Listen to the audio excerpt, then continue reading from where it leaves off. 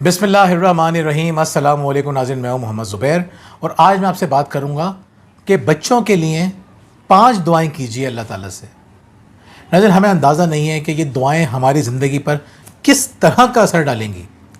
آج جس طرح سے چیزیں خراب ہو رہی ہیں، الٹی سیدھی چیزیں ہمارے بچوں کے دماغ میں ڈالی جا رہی ہیں، ہمیں تکلیف ہو رہی ہے، ہمیں پریشانی ہو رہی ہے کہ ہمارے بچے کچھ عرصے بعد کیا باتیں کر رہے ہوں گے اور ہم کو کس طرح جواب دے سکیں گے۔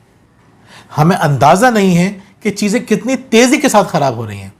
انسان پاگل ہوتا جا رہا ہے، نفسیاتی مریض بنتا جا رہا ہے کہ آپ اندازہ نہیں کر سکتے یہ پاگل پن کیوں بڑھ رہا ہے، یہ جنون کیوں بڑھ رہا ہے، اور ساتھ ساتھ جسمانی بیماریاں کیوں بڑھ رہی ہیں۔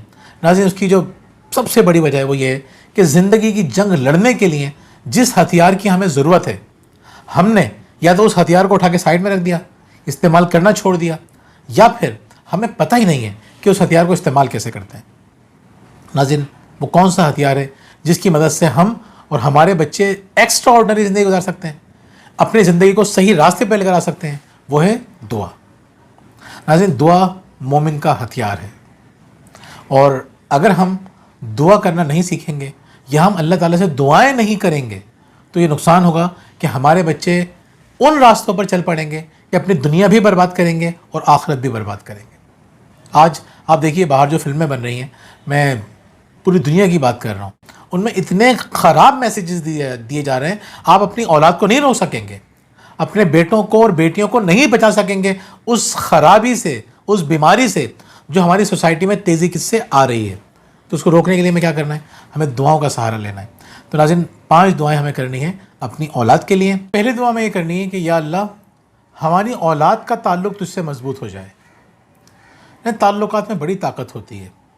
ہم دیکھتے ہیں کہ ایک شخص اگر اس کو کوئی اچھا دوست مل جائے یا اچھا شریک حیات مل جائے تو ایک اور ایک دو نہیں رہتے، وہ ایک اور ایک 11 بھی نہیں رہتے، وہ ایک اور ایک پوری دنیا بن جاتے ہیں، اپنے مسائل حل کر لیتے ہیں، اپنی زندگی کو خوبصورت بنا لیتے ہیں۔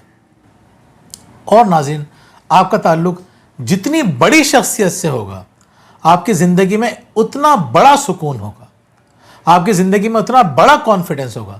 یعنی اگر آپ کے تعلقات کسی بڑی شخصیت کے ساتھ ہیں تو آپ کو کانفیڈنس کا لیول بڑھ جائے گا، آپ کہیں گے مجھے کوئی ٹینشن ہی نہیں ہے، میرے تو مسائل حل ہو جائیں گے۔ اب سوچئے، اگر کسی کا تعلق اللہ تعالیٰ سے مضبوط ہو جائے تو اس کی خوشی کا، اس کے اعتماد کا، اس کے سکون کا کیا لیول ہوگا کہ دنیا ہلا سکتی ہے اس کو۔ ایسا شخص نہ تو اپنا وقت ضائع کرے گا، نہ اپنی انرجی ضائع کرے گا۔ ایسا شخص نہ اپنے ماں باپ کا دل دکھائے گا، نہ کسی اور کی حق تلفی کرے گا۔ جس شخص کا تعلق اللہ تعالیٰ سے مضبوط ہو جائے، اس کی زندگی تو اچھی ہوتی ہے، اس سے وابستہ تمام لوگوں کی زندگی اچھی ہو جاتی ہے۔ ہم دیکھیں آج ہمارے ملک کی جو اتنی خراب حالت ہے وہ کیوں ہے؟ ہمارے جو حکمران ہیں وہ اپنا تعلق اللہ سے مضبوط کرنے کی کوشش ہی نہیں کرتے۔ وہ یہاں سے بھیک مانگ رہے ہیں، وہاں بھیک مانگ رہے ہیں، اس در پہ جا رہے ہیں، اس در پہ جا رہے ہیں۔ کیا کہا تھا علامہ اقبال نے؟ وہ ایک سجدہ جسے تو گرا سمجھتا ہے، 1000 سجدوں سے دیتا ہے آدمی کو نجات۔ اللہ کے آگے سجدہ نہیں ہو رہا نا، تو کیا نقصان ہو رہا ہے؟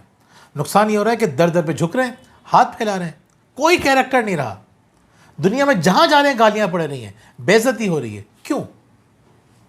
اللہ تعالیٰ سے تعلق مضبوط نہیں ہے، اور دنیا سے تعلق مضبوط کرنے کے چکر میں پاگل ہوئے جا رہے ہیں۔ ہماری اولاد کا تعلق اگر اللہ سے مضبوط ہو جائے نا، آپ امیجن نہیں کر سکتے کہ دنیا اور آخرت کتنی خوبصورتی سے سنور جائے گی ان کی۔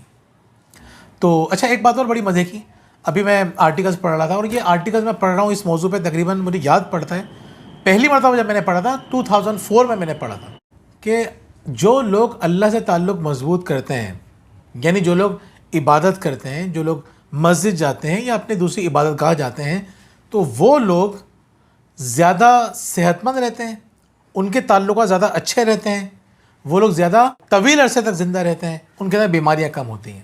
ابھی پڑھ رہا تھا میں، ٹائم میگزین دنیا کا بہت بڑا میگزین ہے، اس میں انہوں نے ریسرچ شائع کی، انہوں نے بتایا کہ اللہ تعالیٰ سے جو تعلق قائم کرنے کی کوشش کرتے ہیں، چاہے ان کا مذہب کوئی بھی ہو، ابھی تو ہم یہ بات کر رہے ہیں اللہ سے، جو کسی ڈیوائن فورس کو، جو اس پوری کائنات کو بنانے والے کے آگے جھک جاتے ہیں، تو فائدہ کیا ہوتا ہے؟ ان کی بیماریاں، تکلیفیں، اذیتیں خود بخود کم ہو جاتی ہیں۔ تو آپ اللہ تعالیٰ سے دعا کیجئے کہ اللہ تعالیٰ ہماری اولاد کا تعلق تجھ سے مضبوط رہے۔ نہیں، دوسری دعا یہ ہے کہ انہیں صحیح اور غلط کی تمیز ہو سکے، اس وقت دنیا جو دماغ خراب کر رہی ہے نا ہماری نسل کا، اس پوری دنیا کا، وہ کیا کر رہی ہے؟ وہ یہ کہہ رہی ہے کہ صحیح غلط کچھ ہوتا ہی نہیں ہے، جو دل چاہے کرو، صحیح غلط تو تمہارا اپنا نظریہ ہے۔ عجیب سی بات ہے۔ اسی لیے نبی کریم صلی اللہ علیہ وسلم کی دعا ہے مشہور کہ اللہ تعالیٰ مجھے چیزوں کی حقیقت کا علم دے، چیزیں جیسی ہوں ویسی ہی نظر آئیں۔ اس کا مطلب یہ نہیں ہے کہ چیزیں کچھ حقیقت رکھتی ہی نہیں ہیں، آپ کسی چیز کو کچھ بھی نام دے دیں۔ ناظرین، اس نظریے کی وجہ سے جو خرابیاں ہو رہی ہیں اس کا ہم اندازہ نہیں کر سکتے۔ یہ حقیقت ہے کہ بہت سارے معاملات میں بہت کنفیوژن ہے کہ صحیح کیا ہے غلط کیا ہے، لیکن بہت سارے معاملات بالکل کلیئر ہیں، یعنی سچ بولنا چاہیے۔ اس میں کیا پرابلم ہے؟ کسی کا دل نہ دکھاؤ، اس سے کون انکار کرے گا؟ اس میں کیا کنفیوژن ہے؟ اپنے نفس کی پیروی مت کرو، نفس کے غلام مت بنو، جو صحیح ہے اس راستے پہ چلو، اس سے کون منع کرتا ہے؟ وقت ضائع نہ کرنا، ماں باپ کا احترام کرنا، نشہ نہ کرنا، غلط راستے پہ نہ چلنا، یہ تمام کی تمام باتیں آپ کو کون روکتا ہے؟ اور پھر اللہ تعالیٰ کی عبادت کرنا، جب آپ غور کریں گے نا تو آپ کو بات سمجھ میں آ جائے گی کہ ایک کائنات کسی بہت بڑی ہستی نے بنائی ہے، اور جس ہستی نے یہ بنائی ہے ہمیں کیا اس کو شکر ادا نہیں کرنا چاہیے؟ اس کے آگے سربت سجود نہیں ہو جانا چاہیے؟ سر نہیں جھکا لینا چاہیے؟ ناظرین، یہ کب ہوگا؟ جب ہم صحیح اور غلط کی تمیز کر سکیں گے۔ تو اپنی اولاد کے لیے دعا کیجیے کہ اللہ ہماری اولاد کو صحیح اور غلط کی تمیز کرنے والا سکھا۔ بچوں کے سامنے دعا کیجیے کہ اللہ تعالیٰ ہمیں صحیح اور غلط پہ فرق کرنے والا بنا، ہمیں اور ہماری اولاد کو۔ تیسری دعا، لیکن تیسری دعا یہ ہے کہ یا اللہ انہیں باعمل بنا۔ دیکھیں، بہت اچھی بات ہے، اللہ تعالیٰ سے تعلق جب مضبوط ہوگا تو بہت سارے مسائل خود بخود حل ہو جائیں گے، لیکن اب ہم ان کی ڈیٹیل میں جاتے ہیں۔ جب ہمارا تعلق اللہ تعالیٰ سے مضبوط ہوگا تو پھر ظاہر سی بات ہے ہمیں صحیح اور غلط میں فرق کرنا آ جائے گا، اور جب ہمیں صحیح اور غلط میں فرق کرنا آ جائے گا، بہت سارے لوگ ایسے ہوتے ہیں جو کہ صحیح اور غلط میں فرق کر لیتے ہیں، لیکن ان کی عادتیں ایسی ہوتی ہیں کہ وہ عمل نہیں کر پاتے۔ مثال کے طور پہ کتنے لوگ اس بات سے انکار کریں گے کہ ہمیں فجر کی نماز نہیں پڑھنا چاہیے؟ وہ جانتے ہیں پڑھنا چاہیے، وہ جانتے ہیں اچھا عمل ہے، لیکن نہیں پڑھ پاتے۔ تو جاننا بہت ضروری ہے، صحیح غلط میں فرق کرنا جاننا بہت ضروری ہے، لیکن ساتھ ساتھ اس پہ عمل کرنا بھی بہت ضروری ہے۔ یہ بھی ایک دعا کا حصہ ہے۔ آپ دیکھیے، زندگی کے ہر معاملے میں نبی کریم صلی اللہ علیہ وآلہ وسلم کی دعائیں موجود ہیں، لیکن ہر معاملے میں آپ صلی اللہ علیہ وسلم کی پلاننگ نظر آتی ہے، اسٹریٹجی نظر آتی ہے، منصوبہ بندی نظر آتی ہے۔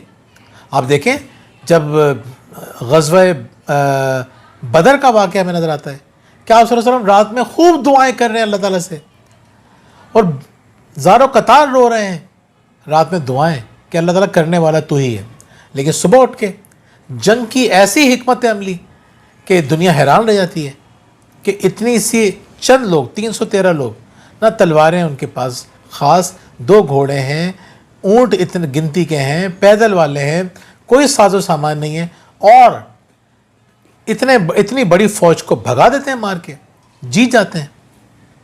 یعنی دعا کا مطلب یہ ہے کہ آپ دعا کے بعد عمل بھی پوری کی پوری کوشش کے ساتھ کیجیے۔ تو آپ دعا کیجیے کہ اللہ ہماری اولاد کو باعمل بھی بنا، صرف اور صرف باتیں نہ ہوں، عمل بھی ساتھ ساتھ ہو۔ لیکن چوتھی دعا یہ ہے کہ اللہ تعالیٰ ہماری اولاد کو کسی کا محتاج نہ بنا۔ خاص طور پہ ہم ابھی بات کر رہے ہیں دنیاوی معاملات کے اندر۔ بہت سارے لوگ ہم دیکھتے ہیں کہ وہ روزی روٹی کے چکر میں بیچارے اتنے پریشان ہوتے ہیں، ان کے لیے آسان روزی مشکل ہو جاتی ہے۔ اب وہ بیچارے زندگی بھر رزق حلال کے چکر میں لگے رہتے ہیں۔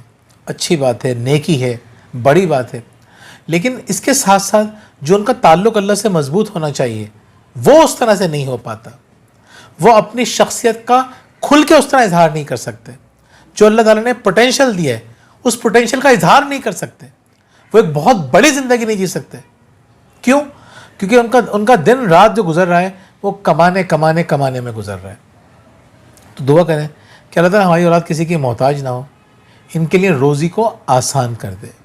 اب ایک بات دیکھیں، بڑی مزے کی بات ہے یہ کہ جب ہم مریں گے تو ہم سے سوال کیا گیا جائے گا کہ من ربو کا، تمہارا رب کون ہے؟ دیکھیں، یہ بہت بڑا سوال ہے۔ یہ رب کہتے ہیں پالنے والے کو، ضرورتیں پوری کرنے والے کو۔ اس سوال کا مطلب پتہ ہے کیا ہے؟ اس سوال کا ایک مطلب یہ بھی ہے کہ آپ سے پوچھا جائے گا کہ دنیا میں تمہارا رب کون تھا؟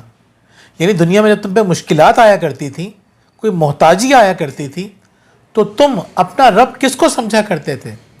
اپنے آپ کو سمجھتے تھے، اپنے باس کو سمجھتے تھے، کسی اور کو سمجھتے تھے، یا واقعی میں جب مشکل آتی تھی نظر اللہ تعالیٰ کی طرف اٹھتی تھی، اللہ سے دعائیں کرتے تھے؟